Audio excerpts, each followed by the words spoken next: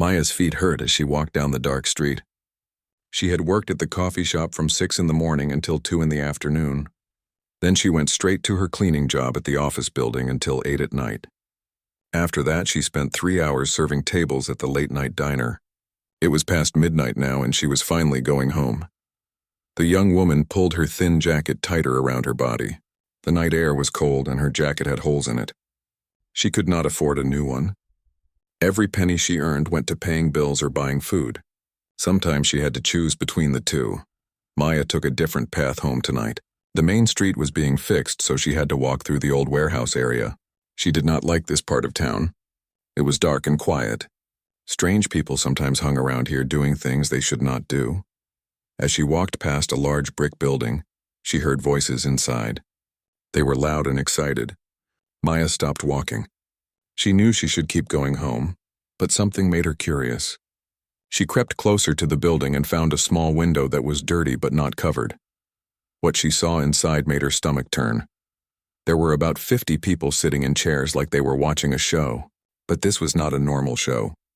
On a small stage at the front, there was a metal cage. Inside the cage was a person, but not exactly a person. The creature had the shape of a man, but he was bigger and stronger looking than any human Maya had ever seen. The man in the cage had long dark hair that was messy and dirty. His clothes were torn and bloody. There were chains around his wrists and ankles. But what made Maya gasp quietly were his eyes. They were bright gold like the color of honey in sunlight. Those eyes were not human eyes. A fat man in an expensive suit stood next to the cage. He was talking loudly to the crowd, pointing at the creature inside. Maya pressed her ear to the window to hear better. "Ladies and gentlemen, what we have here is very special," the fat man said. "This is a real alpha werewolf. Very rare, very powerful. Look at the size of him. Look at those muscles.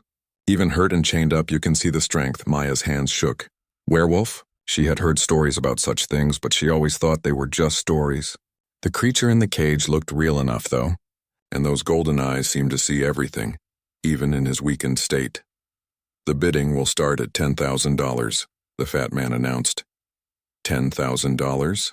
Maya almost laughed, but it was not funny. She had exactly $847 to her name. That was supposed to pay her rent, buy food, and cover her bus pass for the month. $10,000 was more money than she made in a whole year. A woman in the front row raised her hand. "15,000, she called out. "20,000, said a man wearing a gold watch. "25,000, came another voice. Maya watched as the price kept going up. These people were rich. They wore nice clothes and expensive jewelry. They talked about buying a living creature like it was a car or a piece of furniture. The werewolf in the cage had not moved much since Maya started watching. His head hung down and his breathing looked hard. There was blood on his face and arms. Someone had hurt him badly before bringing him here. But then something changed. The werewolf lifted his head and looked straight at the window where Maya was hiding. Those golden eyes met hers through the dirty glass. Maya felt her breath catch in her throat. The werewolf could see her. For a moment, neither of them moved. Maya felt like the werewolf was looking right into her soul. She saw pain in those golden eyes, but also something else. Pride. Even chained up and hurt, even being sold like an animal, he had not given up his dignity. $50,000, someone shouted from the back of the room. The fat man smiled big. 50,000 from the gentleman in the back. Do I hear 60? 60,000, called a woman with red hair. Maya felt sick.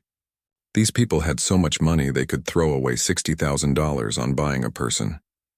A living, breathing, thinking person. Because that is what the werewolf was, even if he was different from humans. The werewolf was still looking at her. Maya pressed her hand against the window. She wished she could help him, but what could she do? She was nobody. She had no money, no power, no way to stop this horrible thing from happening. 75,000 came another bid. The werewolf's eyes were getting dimmer. Maya could see he was very hurt and very tired. If someone did not help him soon, he might die anyway. And even if he lived, whoever bought him would probably not treat him well. Rich people who bought other living creatures at secret auctions were not the kind of people who cared about being nice. $80,000, the fat man called out. Going once, Maya looked at her small purse. $847. It was nothing compared to what these people were bidding, but it was everything she had in the world. Going twice, the fat man said. Maya's heart was beating fast. She thought about her rent that was due next week. She thought about the empty refrigerator at home. She thought about walking to work because she could not afford the bus. She thought about all the things that would happen if she spent her money. But then she looked at the werewolf again. He was looking right at her with those golden eyes. And Maya realized something. Sometimes doing the right thing meant doing the hard thing. Sometimes helping someone else was more important than helping yourself. Going 3 times, sold to the lady in red for $80,000. Wait, Maya shouted. Everyone in the room turned to look at the window. Maya's face was red, but she did not care. She walked around to the front door of the building. 2 big men tried to stop her, but she pushed past them. "I want to bid," she said loudly. The room went quiet. Then people started laughing. Maya looked around at all the rich people in their nice clothes, and she felt very small. But she also felt very determined. The fat man looked annoyed. "Miss, this is a private auction. You cannot just walk in here." "You said anyone could bid," Maya said. "I heard you through the window." More people laughed. Maya's face got redder, but she stood up straight. She walked to the front of the room and pulled out her small purse. She emptied it on a table, counting every bill and every coin. $847, she announced. The whole room exploded with laughter. People were pointing at her and whispering. Maya felt tears in her eyes, but she did not let them fall. She looked up at the werewolf in the cage. He was staring at her with an expression she could not read. The fat man was laughing too. $800? Miss, the current bid is $80,000. That is 100 times more than what you have. It is still a bid, Maya said quietly. She did not know why she was doing this. It was crazy. It was stupid. It would ruin her life. But looking at the werewolf, seeing the pain and dignity in his golden eyes, Maya knew she could not walk away and do nothing. The fat man was about to say something else when a voice spoke from the back of the room. "I accept her bid." Everyone turned around. A thin man in a black coat was standing up. Maya had not noticed him before. He looked different from the other rich people. His eyes were cold and mean. "Vincent, what are you doing?" the fat man asked. "You could get 80,000 for this creature." The thin man smiled, but it was not a nice smile. Sometimes it is fun to see what happens when poor people think they can play rich people's games. "Sell him to the girl." Maya could not believe what was happening. Her legs felt weak. She had actually won. She had bought the werewolf with her last $847? The fat man shrugged. "Fine. Vincent Cross owns this creature, so if he wants to sell it cheap, that is his choice." He looked at Maya. "Congratulations, miss. You just bought yourself an alpha werewolf. I hope you know what you are doing." Maya did not know what she was doing. She had no idea what she was doing. But as she looked up at the werewolf in the cage and saw something like surprise and maybe even gratitude in his golden eyes, she thought maybe she had done the right thing.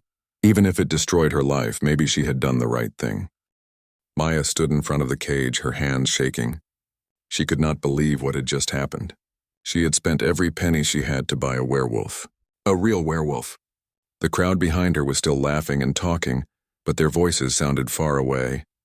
The werewolf was sitting on the floor of the cage, leaning against the metal bars.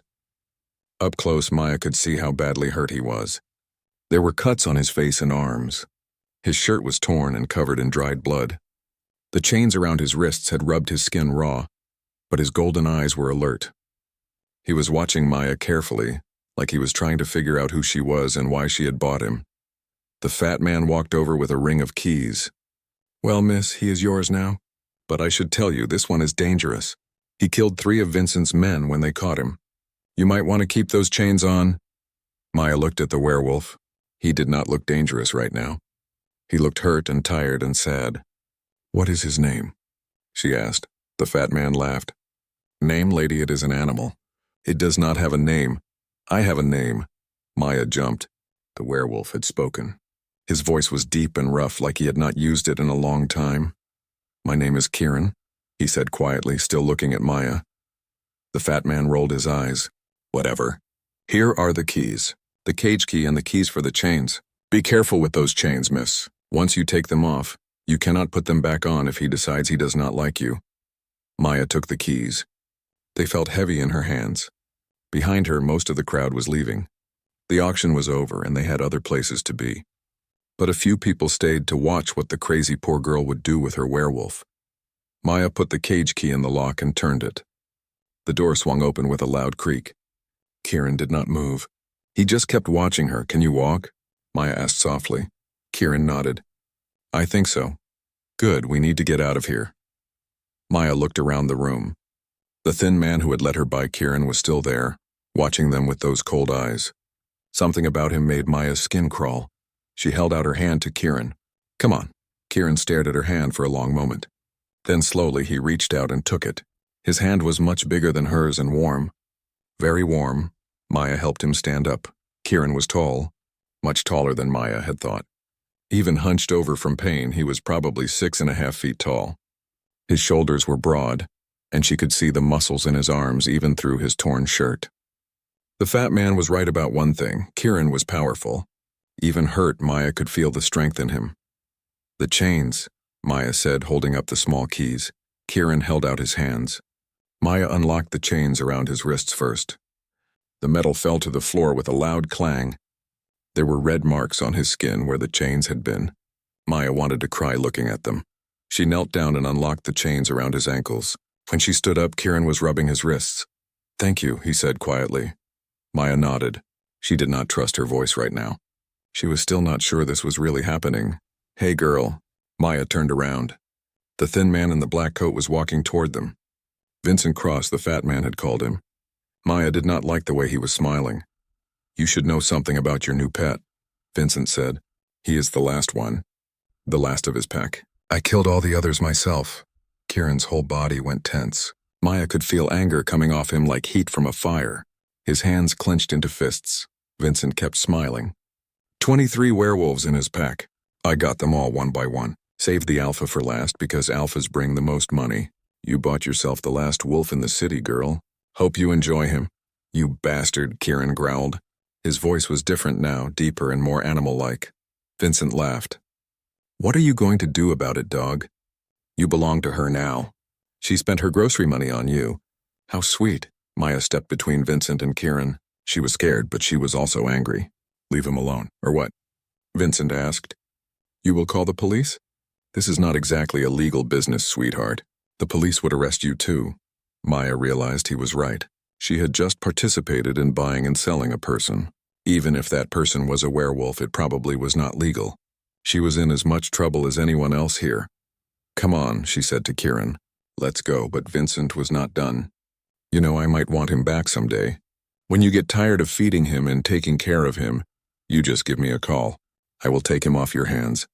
No charge. Kieran took a step toward Vincent, but Maya grabbed his arm. His muscles were like steel under her hand.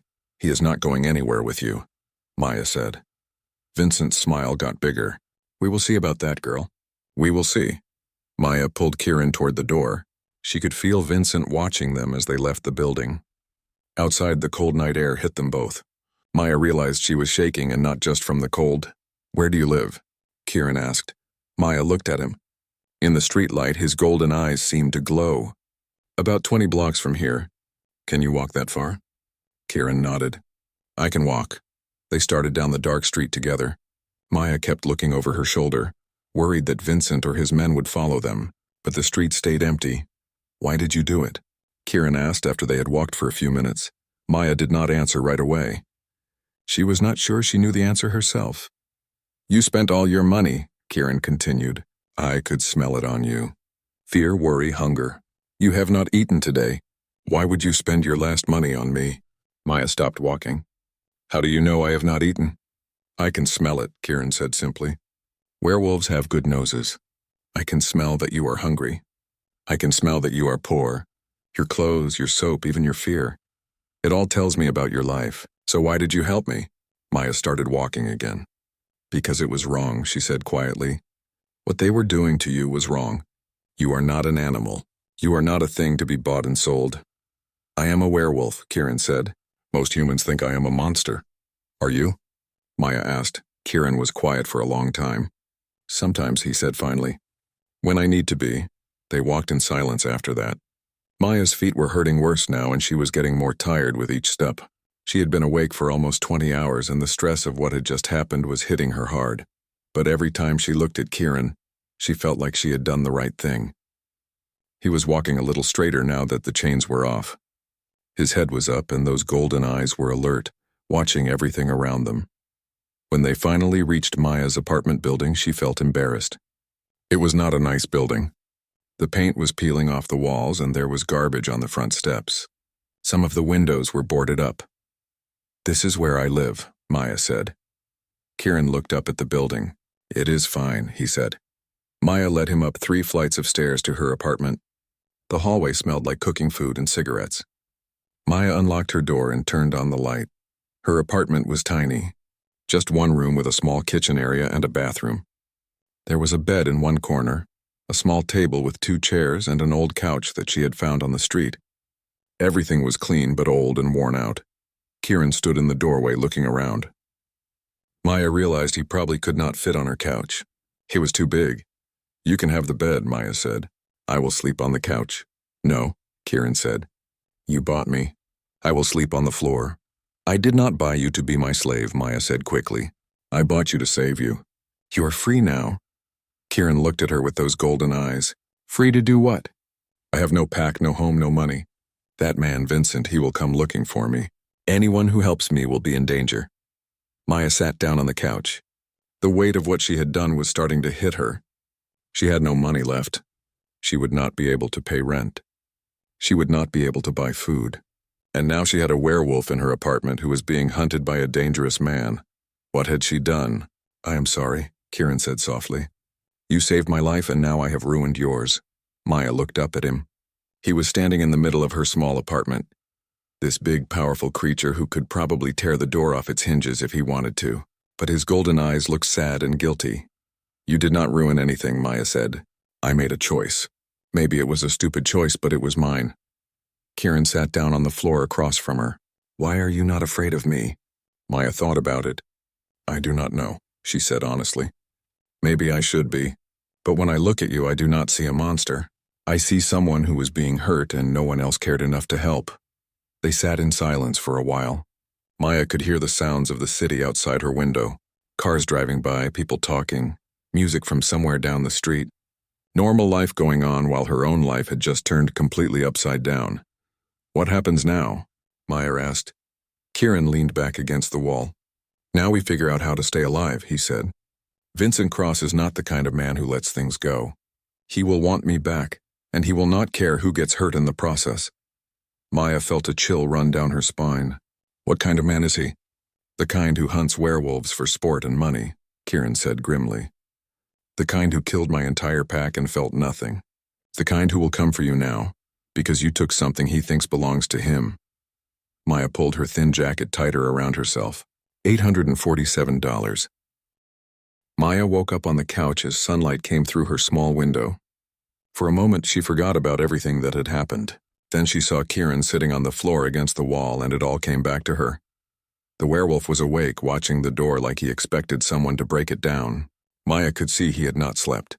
There were dark circles under his golden eyes. "Did you sleep at all?"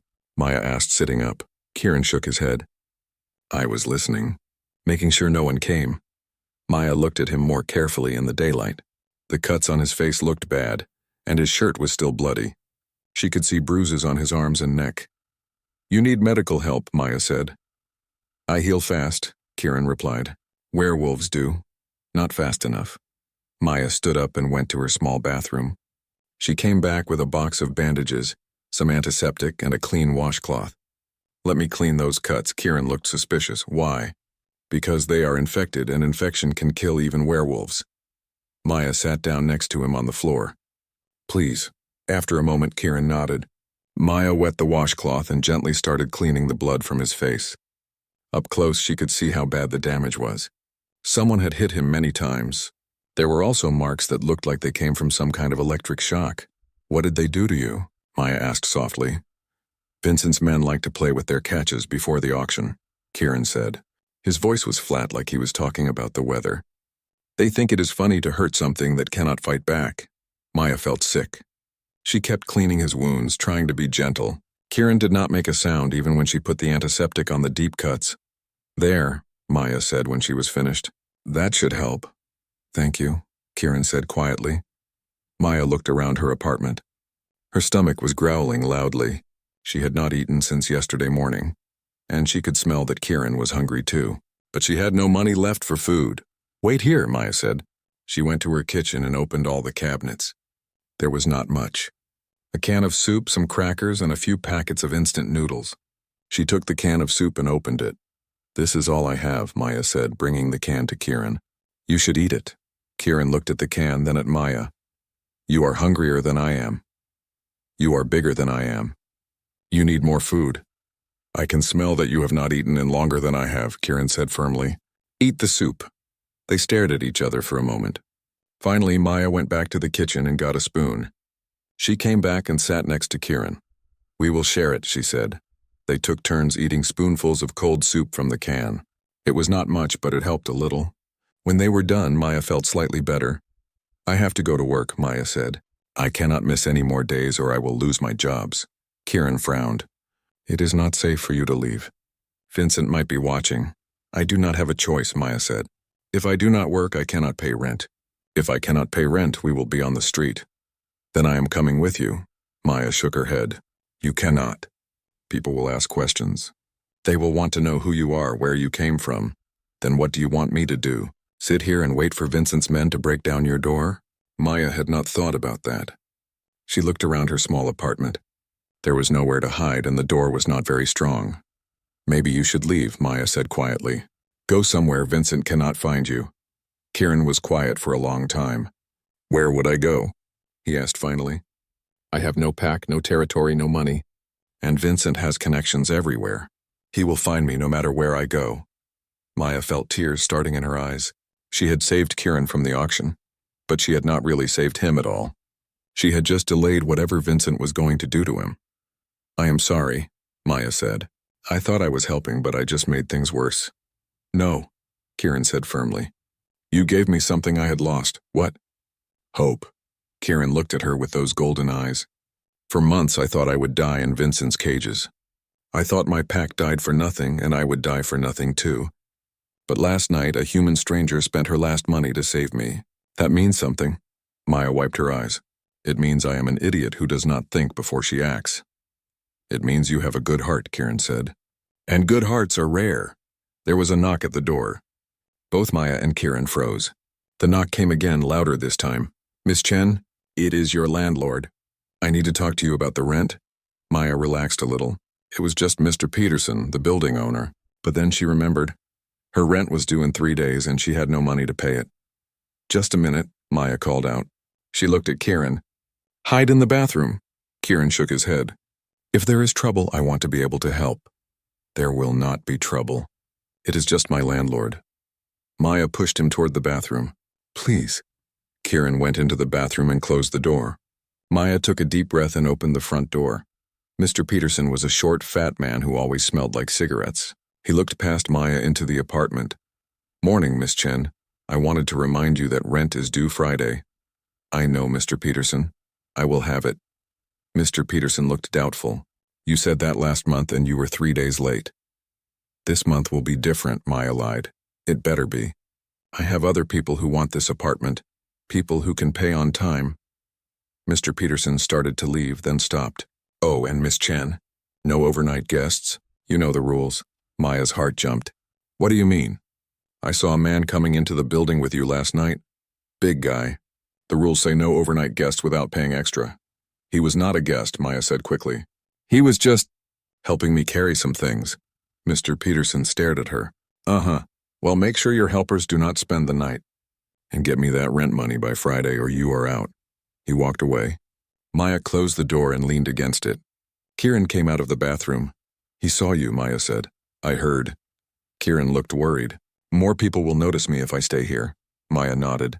She was starting to realize how complicated this was going to be. She could not hide a 6.5-foot werewolf in her tiny apartment forever, and she could not afford to feed him or herself. "Maybe I should turn myself into Vincent," Kieran said quietly. "No," Maya said quickly. "Do not even think that. But I am putting you in danger. You could lose your home because of me." "I could lose my home anyway," Maya said. "I spent my rent money on you, remember?" They sat down together on the couch. Maya tried to think of a solution, but nothing came to her. She had no money, no plan, and no idea what to do next. Tell me about your pack, Maya said. She wanted to get Kieran's mind off turning himself in. Kieran was quiet for a moment. They were my family, he said finally. Not just blood family, but chosen family. We took care of each other. How did Vincent find you? Kieran's hands clenched into fists. Someone betrayed us. Someone told Vincent where we lived when we would be vulnerable. Vincent came during the day when most of us were sleeping. He had guns with special bullets that could hurt us even in human form. Special bullets? Silver, Kieran explained. It burns werewolves, makes us weak. Vincent shot everyone with silver bullets, then captured the ones who were still alive. He sold them one by one. Maya felt sick again. How many of you escaped? Just me? And only because my pack fought to give me time to run. Kieran's voice was full of pain. They died protecting me and I ran like a coward. You are not a coward, Maya said firmly. You survived. That is what they wanted, did they? Or did they want me to avenge them? Kieran looked at his hands. I am the Alpha. It was my job to protect them and I failed. Maya did not know what to say to that. She could not imagine losing everyone she cared about in one day. She could not imagine the guilt Kieran must feel. What were their names? Maya asked. Kieran looked surprised. Why? Because they were your family. They should be remembered. For the next hour, Kieran told Maya about his pack. Marcus, who was the best tracker. Sarah, who could make anyone laugh. Old Tom, who told stories about the early days. Jenny and Mike, who had just gotten married. Alex, who was only 16 and still learning to control his changes. As Kieran talked, Maya could see the love he had for them. She could also see the terrible sadness of losing them all.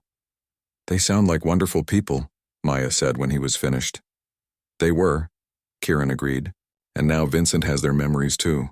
He keeps trophies from the packs he destroys. Maya felt a fire start in her chest. Vincent Cross was not just a criminal. He was a monster who destroyed families and kept souvenirs of his crimes. We have to stop him, Maya said. Kieran stared at her. We? You cannot do it alone. And I will not let him keep hurting people. Maya, Vincent has money, weapons, and connections. We have nothing. We have each other, Maya said. And we have something Vincent does not have. What? We know what it feels like to lose everything.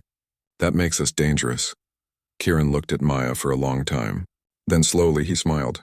It was the first time Maya had seen him smile, and it changed his whole face.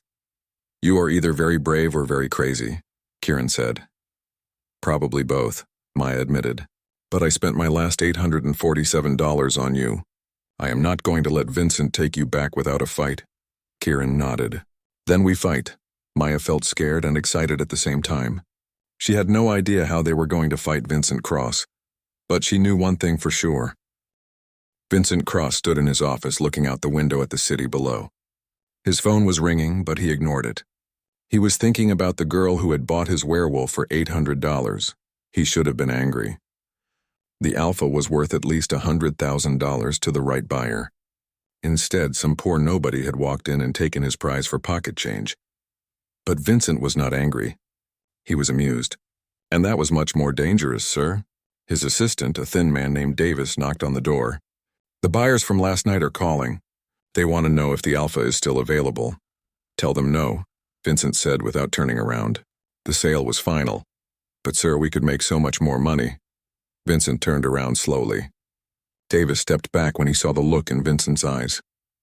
Davis, do you think I care about the money? Yes, sir? Vincent smiled coldly.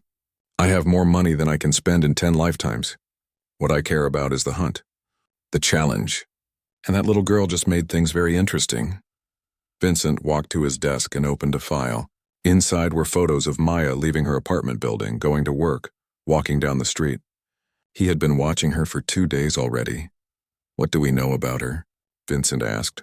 Davis consulted his tablet. Maya Chen, age 23. Works 3 jobs just to pay rent. No family in the city. No boyfriend. Lives alone in a cheap apartment building. Perfect, Vincent said. She has no one to help her. No money for protection and nowhere to run. Should we just take the werewolf back, sir? Vincent shook his head. Where is the fun in that? No, Davis. I want to see what happens when you put a mouse in a maze with a monster. I want to see how long she can keep him alive. And then I will take them both. The girl has spirit. She might be worth training. Vincent had been hunting supernatural creatures for 15 years. He had killed vampires, werewolves, witches, and things that did not have names. But the hunt had become boring, too easy. The girl might make things interesting again. "Sir, there is something else," Davis said nervously. "The werewolf. Kieran. He was asking questions before we caught him." Vincent raised an eyebrow. "What kind of questions?" "About other missing packs. About hunters working together. About someone organizing the captures." Vincent felt a chill run down his spine. "He was investigating us?" "It seems like it, sir. He knew too much about our operations." Vincent was quiet for a long moment. If Kieran had been investigating them, then other werewolves might know about it too. There might be other packs planning to fight back. "Double the security around our facilities," Vincent ordered, "and put surveillance on every known werewolf territory in the state. If there are more of them organizing, I want to know about it." "Yes, sir." "And Davis? Start watching the girl's building. I want to know everyone who goes in and out. I want to know what she eats for breakfast and when she goes to sleep." Davis nodded and left the office. Vincent turned back to the window. Down below, he could see people walking on the sidewalks, driving cars, living their normal human lives. They had no idea that monsters lived among them. They had no idea that men like Vincent were the only thing standing between them and chaos. At least, that was how Vincent liked to think about it. 3 blocks away, Maya was trying to concentrate on her work at the coffee shop. But she kept thinking about Kieran sitting alone in her apartment. She kept imagining Vincent's men breaking down her door. "Maya, you messed up another order," her manager Janet said sharply. "This customer ordered a latte, not a cappuccino." "Sorry," Maya said quickly. She made a new drink, but her hands were shaking. "Are you sick?" Janet asked. "You look terrible." Maya did look terrible. She had dark circles under her eyes from not sleeping. Her hands had small cuts from cleaning Kieran's wounds. She kept jumping every time the door chime rang. "I am fine," Maya lied. "Well, try to pay attention. We are busy today." The coffee shop was always busy. Maya served customer after customer, made drink after drink, cleaned table after table, but her mind was somewhere else. She kept thinking about what Kieran had told her about Vincent Cross. Vincent was not just a criminal who sold werewolves. He was a hunter who enjoyed causing pain. He kept trophies from the packs he destroyed. He had killed 23 werewolves just to capture Kieran, and now he was probably planning to get Kieran back. Maya's phone buzzed. She looked at it quickly when Janet was not watching. It was a text from a number she did not recognize. "Having fun playing house with your pet?" Maya's blood went cold. Vincent had her phone number. That meant he knew where she worked, where she lived, probably everything about her. Her phone buzzed again. "He belongs to me. I always get back what belongs to me." Maya deleted the messages quickly, but her hands were shaking worse now. How long had Vincent been watching her? How much did he know? The rest of her shift felt like it lasted forever. Every customer who walked in might be one of Vincent's men. Every car that drove by the window might be following her. By the time Maya finally got off work, she was jumping at every shadow. She took a different route home, walking through side streets and doubling back several times. It probably did not matter if Vincent was really watching her, but it made her feel a little better.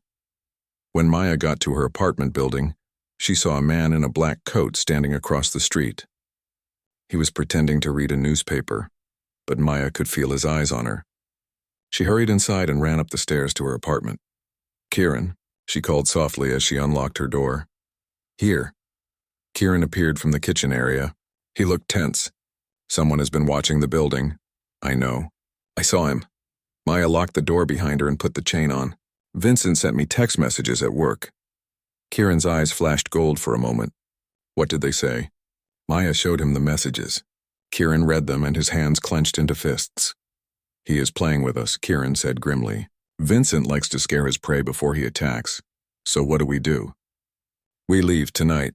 Maya looked around her tiny apartment. It was not much, but it was the only home she had. "Where would we go?" "I do not know yet. But staying here is suicide." Maya sat down on her couch. Everything was happening so fast. 2 days ago, her biggest worry was paying rent. Now she was running from a man who hunted supernatural creatures for fun. "I do not have any money to go anywhere," Maya said quietly. "Then we will have to get some." "How?" Kieran was quiet for a moment. "Vincent has money." "Lots of it," Maya stared at him. "You want to rob him?" "He stole everything from me." My pack, my freedom, my life. Taking some of his money would barely begin to make us even. Kieran, he probably has security, weapons, people working for him. I know. But I also know his operations. I watched him for weeks before he caught me. I know where he keeps his money, where his warehouses are, how his business works. Maya felt a mix of fear and excitement. You were really investigating him? My pack was not the first one Vincent destroyed. We heard stories from other werewolves about missing packs, about a hunter who was working with supernatural buyers. I was trying to find proof. Did you find any? Kieran nodded. Vincent is not working alone. There is a whole network of hunters and buyers. They are organized, well-funded, and they are planning something big. What kind of something big? I am not sure. But they were talking about a final solution, something about making the city safe for humans by getting rid of all supernatural creatures. Maya felt sick. Like a genocide? Exactly like a genocide. Maya stood up and started pacing around her small apartment. This was so much bigger than just Vincent wanting Kieran back. This was about a group of people who wanted to commit mass murder. We have to warn someone, Maya said. Who? The police would not believe us. The government probably does not even know supernatural creatures exist. What about other werewolves? Other supernatural people? Vincent has been very careful to pick off isolated packs and individuals. Most supernatural creatures do not even know what is happening. Maya stopped pacing. So we are on our own. Yes, Maya looked at Kieran. Even hurt and tired, he looked strong and determined. But he also looked sad. He had lost everything, and now he was asking her to help him fight an impossible battle. If we do this, Maya said slowly, if we really try to stop Vincent, we will probably die. Probably, Kieran agreed. And if we run away, Vincent will just keep hunting other people. Yes, Maya made her decision. Then we fight. Kieran smiled that rare smile again. You are definitely crazy. Good thing I found a werewolf to protect me. They spent the next hour planning. Kieran told Maya everything he knew about Vincent's operations. The hunter had 3 main warehouses where he kept captured creatures before auctions. He had an office building downtown where he ran his legitimate businesses. And he had a house outside the city where he lived and kept his trophies. The warehouses are the most heavily guarded, Kieran explained, but they also have the most money moving through them. Vincent does not trust banks with his illegal income. So we rob a warehouse? Not rob, liberate. Kieran's eyes flashed gold again. Vincent has been stealing from supernatural creatures for years. We are just taking back what he stole. Maya felt scared but also determined. She had never broken the law before, except for buying a person at an illegal auction. But Vincent Cross was a monster who needed to be stopped. When do we do it? Maya asked. The next morning, Maya woke up to the sound of sirens outside her window. She sat up quickly and looked out. 3 police cars and an ambulance were parked in front of her building. Kieran was already awake, standing by the window and looking down at the street. What happened? Maya asked. The man who was watching us, Kieran said quietly. They found him this morning. Maya felt her stomach drop. Is he dead? No, but he will not be watching anyone for a while. Maya stared at Kieran. What did you do? I went out early this morning while you were sleeping. I had a conversation with him. What kind of conversation? Kieran turned to look at her. His golden eyes were calm, but Maya could see something dangerous underneath. The kind where I explained that following innocent people was unhealthy for his well-being. Maya sat down on her bed. She realized she did not really know Kieran at all. She had seen him hurt and chained, but she had never seen what he was capable of when he was free. Did you hurt him badly? Maya asked. He will live, but he will think twice before working for Vincent again. There was a knock at Maya's door. Both she and Kieran froze. Police, open up!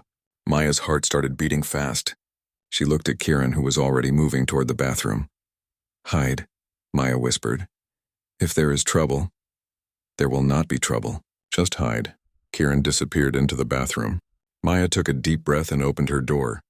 2 police officers were standing in the hallway. One was older with gray hair, the other was younger with a serious expression. Miss Chen? The older officer asked. Yes. I am Detective Rodriguez. This is Officer Park. We are investigating an assault that happened outside your building early this morning. Can we ask you a few questions? Maya nodded, trying to look calm. Of course. Did you see or hear anything unusual last night or this morning? Maya shook her head. No, nothing. What happened? A man was attacked around 5 this morning. Detective Rodriguez explained. Someone broke his arm and gave him a concussion. He claims he was just reading the newspaper when he was attacked by a large man with unusual eyes. Maya felt her blood go cold. Unusual eyes? Yellow eyes, he said. Like an animal's eyes. Probably just the head injury making him see things. Detective Rodriguez looked past Maya into her apartment. Do you live alone, Miss Chen? Yes. Mind if we take a look around? Just to make sure you are safe. Maya wanted to say no, but she knew that would look suspicious. Sure. She stepped aside and let the officers into her apartment. They looked around the small space, checking the bathroom and the kitchen area. Maya held her breath when Officer Park opened the bathroom door, but Kieran was not there. Everything looks fine, Detective Rodriguez said, but you should be careful. Lock your doors, do not go out alone at night. This neighborhood is not always safe. I will be careful, Maya promised. After the police left, Maya looked around her apartment. Kieran? She called softly. The fire escape window opened and Kieran climbed back inside. Maya stared at him. You were outside on the fire escape the whole time? I could not risk being seen by the police. Maya sat down heavily on her couch. This is getting too complicated. The police, Vincent's men, people getting hurt? Kieran sat down across from her. Maya, I want you to know something. What I did to that man this morning, I did not do it to scare you. I did it to protect you. I know, Maya said quietly. Vincent's men do not just watch. They take notes, they learn routines, they wait for the right moment to strike. That man was gathering information that would have been used to hurt you. Maya looked at Kieran's hands. They looked normal now, but she wondered what they had looked like this morning when he was having a conversation with Vincent's spy. Are you afraid of me now? Kieran asked. Maya thought about it honestly. A little, she admitted. But not in the way you think. What do you mean? I am not afraid you will hurt me. I am afraid of what you had to become to survive Vincent.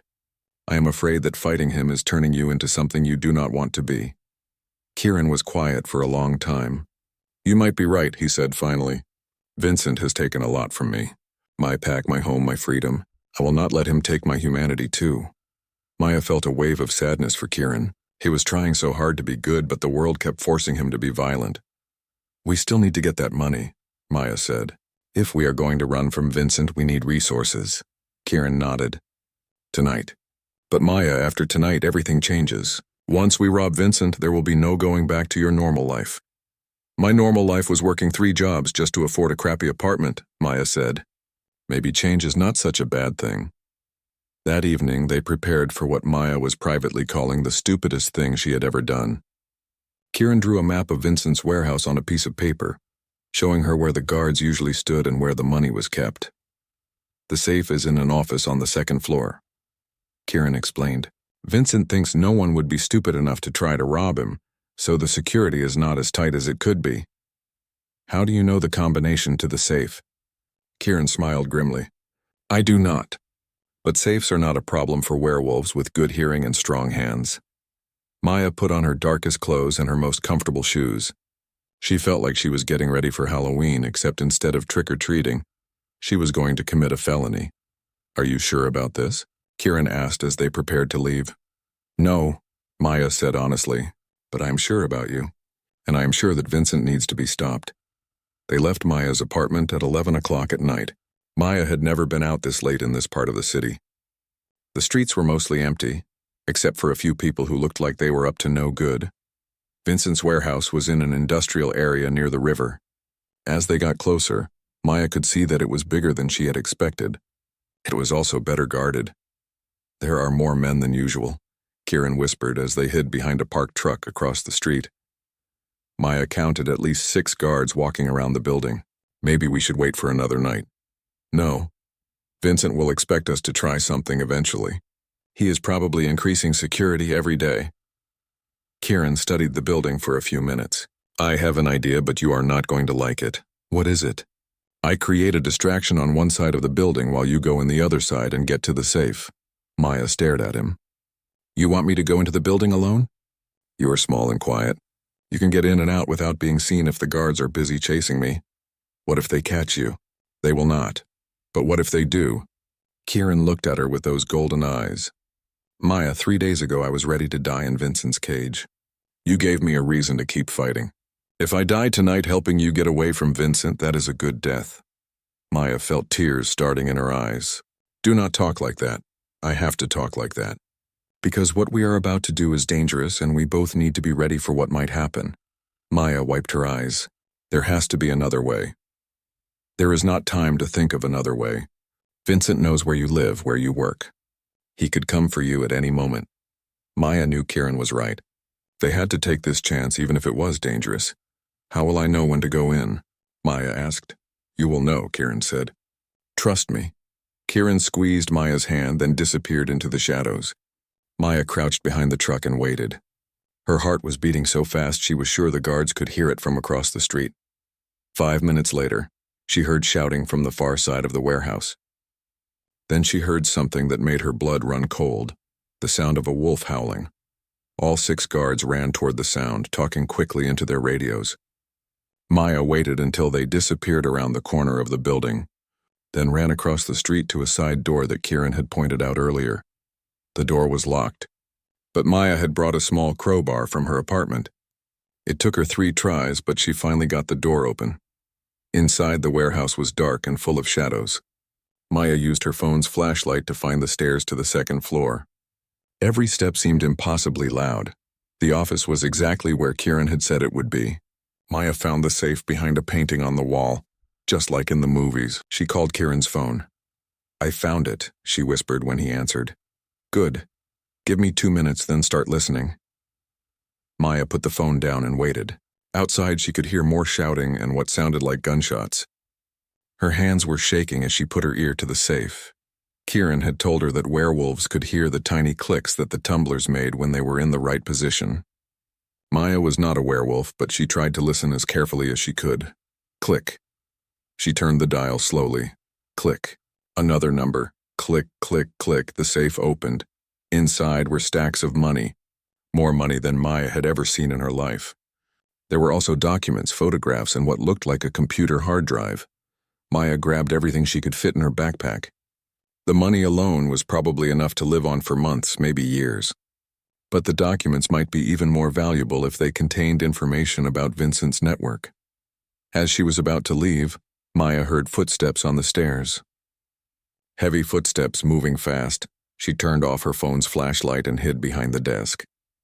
The footsteps got closer. The office door opened. "I know you are in here, little mouse." It was Vincent Cross. Maya could see his shadow in the doorway. The window at the end of the hallway exploded inward as Kieran crashed through it. Maya had never seen him in his wolf form before. He was huge with dark fur and those same golden eyes, but now they were filled with rage. Vincent spun around and fired his gun. The bullet hit Kieran in the shoulder, but it barely slowed him down. Silver bullets hurt werewolves, but they did not stop them immediately. Kieran hit Vincent like a freight train. The gun went flying across the floor. Maya dove to grab it as Vincent and Kieran fought. The fight was brutal and fast. Vincent was a skilled hunter, but Kieran was fighting to protect someone he cared about. That made him twice as dangerous. Maya had never seen anything like it.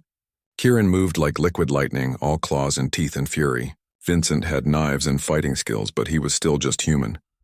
In less than a minute, it was over. Vincent was on the ground, unconscious and bleeding. Kieran stood over him, breathing hard. Slowly, he changed back into his human form. "Are you hurt?" Kieran asked Maya. Maya shook her head. She could not speak. She was still holding Vincent's gun and her hands were shaking. "We need to go," Kieran said. "His men will be here soon." Maya nodded and followed Kieran to the window he had broken. It was a long drop to the ground, but there was a fire escape ladder nearby. "Can you climb down?" Kieran asked. "I think so." Kieran went first, then helped Maya down. They could hear shouts and footsteps inside the warehouse. Vincent's men had found their boss. Kieran and Maya ran through the dark streets until they reached the river. Only then did they stop to catch their breath. "Is your shoulder okay?" Maya asked. She could see blood on Kieran's shirt where the bullet had hit him. "It will heal," Kieran said. "Silver hurts, but it does not kill us unless it hits something vital." Maya looked at the backpack full of Vincent's money and documents. "Did we really just rob Vincent Cross?" "We really did," Maya started laughing. She could not help it. The whole thing was so crazy, so impossible, that all she could do was laugh. Kieran stared at her. "Are you having a breakdown?" Maybe, Maya said, still laughing. 3 days ago I was a poor waitress who could not afford rent. Now I'm a criminal who just robbed a supernatural creature hunter with my werewolf partner. If that is not worth laughing about, I do not know what is. Kieran started smiling, then chuckling, then laughing too. Soon they were both sitting by the river, laughing like crazy people. We are definitely insane, Maya said when she finally stopped laughing.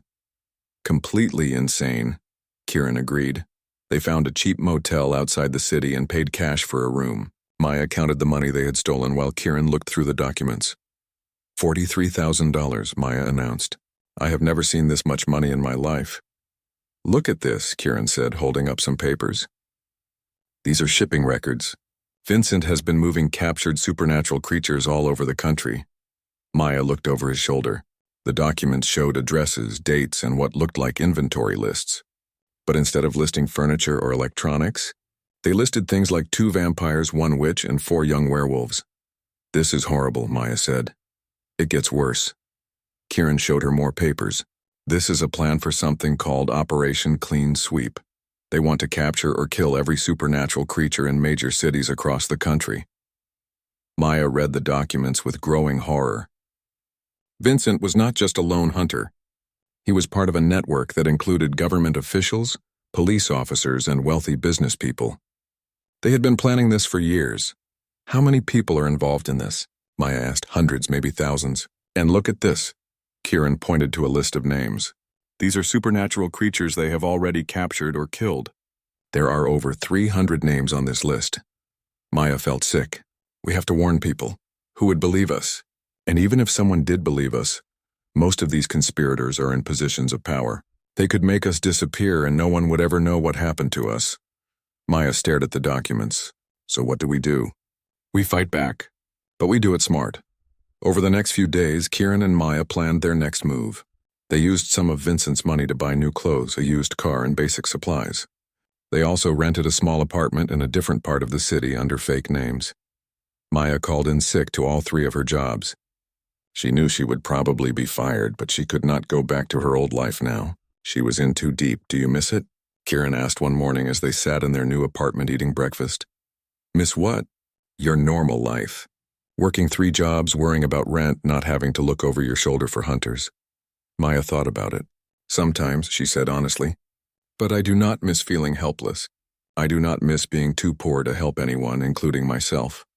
Even if we stop Vincent's network, you can never go back to being Maya the waitress. They will always be looking for you now. I know. Maya looked at Kieran. What about you? Do you miss your old life? Kieran was quiet for a moment. I miss my pack every day. But I am starting to think that maybe family is not just about blood or being the same species. Maybe family is about choosing to stand by someone no matter what happens. Maya felt her heart skip a beat. Is that what we are? Family? I think so. You saved my life, and now we are saving each other every day. Maya had never had a real family. Her parents had died when she was young, and she had grown up in foster homes. She had always been alone. But sitting in this small apartment with Kieran, planning to fight impossible odds together, she felt like she finally belonged somewhere. What is our next move? Maya asked. Kieran spread out a map on the table. Vincent has 3 other warehouses in the city. If we can hit all of them, we can free the creatures he has captured and gather more evidence about his network. Just the 2 of us? Not just us. Some of the creatures Vincent captured are still alive. If we free them, they will help us fight. Maya looked at the map. How do we know we can trust them? We do not. But right now, we are their only hope of freedom, and they are our only hope of having enough people to take down Vincent's operation. That night, they hit Vincent's second warehouse. This time, they were better prepared. Maya had bought bolt cutters and lockpicks. Kieran had scouted the building during the day and knew where the guards would be. The warehouse was smaller than the first one, but it held more cages. Maya felt sick when she saw the creatures locked inside. There were werewolves, vampires, and other beings she could not identify. They all looked hurt and scared. We are here to help, Maya whispered to a young werewolf in the first cage. We are going to get you out. The werewolf stared at her with yellow eyes. You are human. Yes, why are you helping us? Maya looked at Kieran, who was cutting the lock on another cage. Because it is the right thing to do. It took them an hour to free all 15 creatures in the warehouse. Most of them ran away immediately, desperate to get as far from Vincent as possible, but 3 of them stayed to help. Marcus was a vampire who had been captured 2 weeks earlier. Sarah was a young witch who had been kidnapped from her college dorm, and Tom was an older werewolf who had lost his pack to Vincent's hunters. "You are the ones who robbed Vincent," Marcus said. "We heard the guards talking about it." "That was us," Maya admitted. Sarah looked amazed. "A human and a werewolf working together. I never thought I would see that." "Times are changing," Kieran said grimly. "Vincent's network is planning something big. If we do not stop them, there will not be any supernatural creatures left to work together." Tom studied the documents Maya and Kieran had stolen. "I know some of these names," he said. "Creatures who disappeared over the past year. We thought they had just moved to other cities. They were captured and sold," Kieran explained. "Vincent's operation is much bigger than any of us realized." Maya felt the weight of responsibility settling on her shoulders. 5 days ago, she had been nobody special. Now she was part of a group planning to take down a conspiracy that threatened thousands of lives. "What do you need us to do?" Marcus asked. "Help us gather more evidence," Kieran said. "Help us find other supernatural creatures who are willing to fight. And help us figure out where Vincent is keeping the most important prisoners." "Important prisoners?" Sarah asked. Kieran pointed to a section of the documents. "According to these papers, Vincent has been specifically targeting supernatural community leaders. Pack Alpha's vampire elders, powerful witches. He is holding them at a special facility outside the city. If we could free them," Tom started, "we would have experienced fighters and leaders to help coordinate a real resistance," Kieran finished. Maya looked around at their small group. A human waitress, a werewolf with no pack, a vampire, a witch, and an older werewolf. It was not much of an army, but it was a start. "Vincent made one mistake," Maya said quietly. "What is that?" Marcus asked. "He underestimated what happens when you give desperate people something to fight for." Kieran smiled at her, and Maya felt that warm feeling in her chest again. Whatever happened next, they would face it together. Outside, dawn was breaking over the city. Somewhere out there, Vincent Cross was probably planning his revenge. His network was probably mobilizing to hunt them down. But for the first time since this all started, Maya was not afraid. She had found her family, her purpose, and her strength. Vincent had created his own worst enemy. 2 weeks later, Maya stood on the roof of an abandoned factory looking through binoculars at Vincent's main compound. Their small group had grown to 23 supernatural creatures, all united by one thing. They had all lost someone to Vincent's network. "The security is tighter than we expected," Marcus said, joining Maya on the roof. "Vincent knows we are coming." Maya lowered the binoculars. The compound looked like a fortress. High walls, guard towers, armed patrols, and somewhere inside, Vincent was holding the most powerful supernatural leaders in the region. "How many guards?" Kieran asked as he climbed up to the roof. "At least 40 that we can see," Maya replied. "Probably more inside." Kieran studied the compound. "We have one advantage. They are expecting us to attack like animals with claws and teeth and rage. They are not expecting us to think like humans." Over the past 2 weeks, Maya had watched Kieran change. He was still the same person who had been gentle with her, who had protected her, who had become her family. But he was also becoming a leader. The other supernatural creatures looked to him for guidance, and he was rising to meet that challenge. "What is the plan?" Sarah asked. The young witch had become Maya's closest friend in the group. They were both learning to navigate this dangerous new world together. "We do not attack the compound," Kieran said. "We let Vincent come to us." Everyone stared at him. "What do you mean?" Tom asked. Kieran smiled, and Maya recognized that dangerous look in his golden eyes. "Vincent's network is having a meeting tomorrow night. All the major players will be there, including Vincent himself." Maya found the location in the documents we stole. Maya nodded.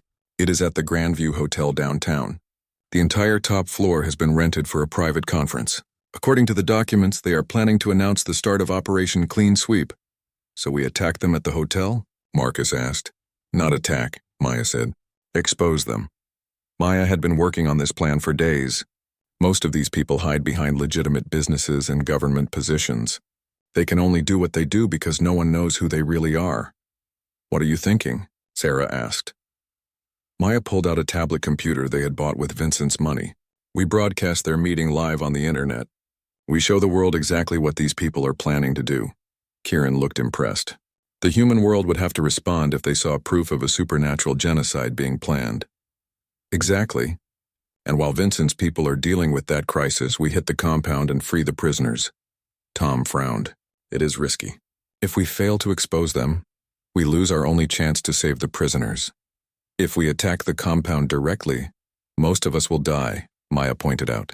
This way, we might actually survive to save more people. The group spent the rest of the day preparing.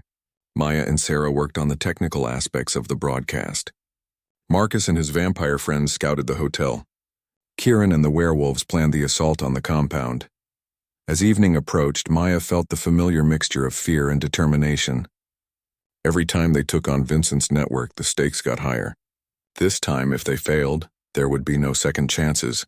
Are you ready for this? Kieran asked Maya as they prepared to leave for the hotel. I do not think anyone is ever ready to try to save the world, Maya said. But I am ready to try. Kieran took her hand. Whatever happens tonight, I want you to know something. You saved my life that night at the auction. But you did more than that. You gave me hope that humans and supernatural creatures could work together. You showed me that family is not about blood, it is about choice. Maya felt tears in her eyes. You saved my life too. You showed me I could be brave, that I could fight for something bigger than myself. Promise me something, Kieran said. If things go wrong tonight, if I do not make it out, promise me you will keep fighting. Do not talk like that. Promise me. Maya. Maya looked into those golden eyes that had first captured her attention 2 weeks ago. I promise. But only if you promise me the same thing, Kieran nodded. I promise. The Grandview Hotel was one of the fanciest buildings in the city. Maya felt out of place walking through the marble lobby in her simple clothes, but she reminded herself that she belonged here as much as anyone. She was fighting for justice, and that gave her the right to be anywhere. Sarah was already in position in a service corridor near the elevators. She had used her magic to make herself invisible to the security cameras. Marcus was on the roof, ready to help them escape if things went wrong. Maya and Kieran took the service elevator to the floor below the conference. According to the building plans, there was a maintenance area directly below the conference room. Can you hear them? Maya whispered as they crept through the maintenance tunnels. Kieran nodded. About 30 people. Vincent is there, and he is angry about something. They found a ventilation grate that looked up into the conference room. Maya could see well-dressed men and women sitting around a long table. These people looked like business executives and politicians, not the monsters she knew they were. Vincent stood at the head of the table, pointing to a large map on the wall. The werewolf and the human girl have cost us 3 warehouses and over $2 million in lost inventory. But their interference ends tonight. A woman in an expensive suit raised her hand. What about the public exposure risk? If the human authorities learn about our operations, they will not, Vincent said confidently. We have people in every level of law enforcement, and after tonight, there will be no supernatural creatures left to tell stories about us. Maya set up the tablet and started the live broadcast. Within minutes, hundreds of people were watching online. The number kept growing as viewers shared the link. Phase 1 begins tomorrow, Vincent continued. We have identified every known supernatural community in the country. Our teams will move simultaneously to capture or eliminate all targets. What about the ones who resist? Asked a man with gray hair. Vincent smiled coldly. Resistance will be met with overwhelming force. We have silver bullets, UV lights for vampires, iron weapons for fey creatures, and specialized equipment for witches. Nothing will survive if it chooses to fight. Maya felt sick listening to them talk about genocide like it was a business plan. The online viewer count had reached over 10,000 people. The genetic material we have collected will allow us to develop better weapons, a woman in lab coat said. Soon we will be able to identify supernatural creatures from a simple blood test. Maya typed quickly in the chat, explaining what viewers were seeing. People were starting to ask questions, to express shock and horror. Some were calling for police, others were recording the stream. What about disposal? Someone asked. Incineration, Vincent replied matter-of-factly. We have facilities prepared in every major city. No evidence will remain. The viewer count was now over 50,000. Maya's hands were shaking as she typed explanations and answered questions. The world was watching Vincent's network plan mass murder. Then everything went wrong. An alarm started blaring in the hotel. Red lights flashed in the conference room above them. "We have been compromised," Vincent announced calmly. "Someone is broadcasting our meeting." Maya's blood turned to ice. How had they found out? "Security teams search every floor," Vincent ordered. "Find them." Heavy footsteps echoed in the hallways above them. Maya shut down the broadcast and packed up the tablet. They had gotten enough evidence out to the world. But now they had to escape. "This way," Kieran whispered, leading Maya through the maintenance tunnels. They could hear men shouting and doors slamming as Vincent's security team searched the building.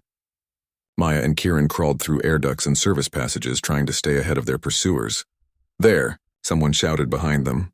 Gunshots echoed through the tunnels. Maya and Kieran ran faster, bullets whistling past their heads. They reached a maintenance shaft that led to the parking garage. Kieran went first, then helped Maya down. Their car was parked near the exit, but there were armed men between them and freedom. "I will clear a path," Kieran said. "Get to the car." "Not without you." "Maya, we do not have time to argue." More gunshots rang out from the building behind them. Vincent's men were getting closer. Kieran changed into his wolf form and charged the armed men. Maya ran for the car, keys in her hand.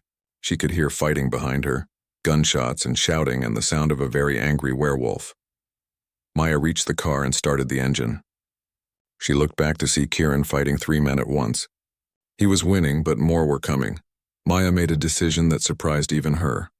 Instead of driving to safety, she drove straight toward the fight.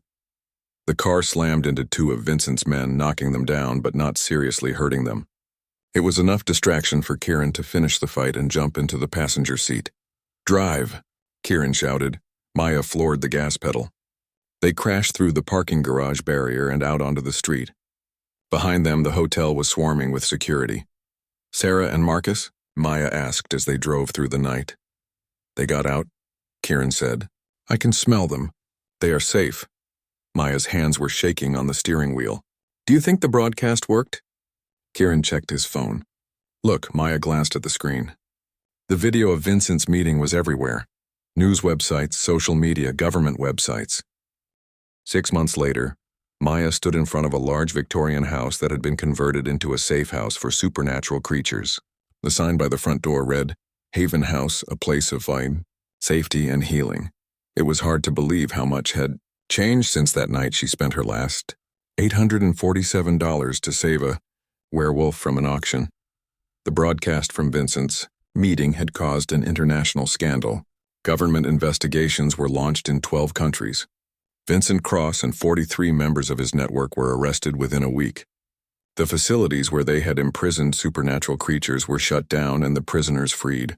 But the real change was happening in places like Haven House. "Maya," Sarah called from the front porch. "The new arrivals are here."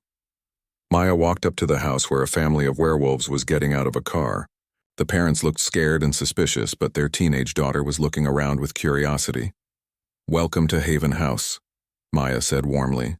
"I am Maya, one of the coordinators here." The father stepped protectively in front of his family. "We heard this place was safe, but how do we know we can trust humans?" It was a fair question. For centuries, supernatural creatures had lived in hiding because they feared what humans would do if they knew the truth. Vincent's network had only made that fear worse.